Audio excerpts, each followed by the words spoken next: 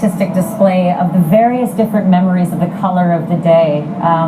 And we are now just beginning this very solemn remembrance where the Young People's Chorus of New York City performs somewhere. The President has already toured this with the First Lady and President Clinton and Mrs. Clinton as well. They were toured by Mayor Bloomberg, who actually is the chairman of the museum. So a befitting tour guide for such an incredible moment for them to see. We're going to let the occasion play out for you as much as possible as it moves along the program. We just want to tell you what you need to know to get into it and setting the scene. Deborah Farrick is down on the ground by the museum, so let's bring her in and see what it's like down there at this point. Deb?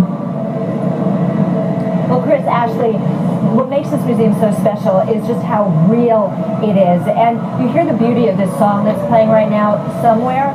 That really strikes to the chord of what this day is all about. It wasn't just about 9/11, but it was about all the days that followed it. And when you walk into the museum, you see the faces, the horror of what was happening as people looked up into the sky and saw those planes crashing into the towers and then watching those towers collapse.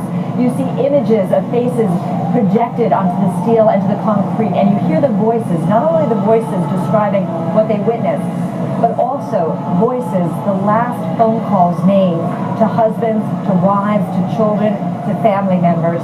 And Chris, you mentioned how there was so much hope on that day that people would make it out alive. And you look at those panels, and those panels on that blue wall, those reflect each and every person who died, who was lost on that day. The words are from Virgil, and it says, "No day shall erase you from memory of time."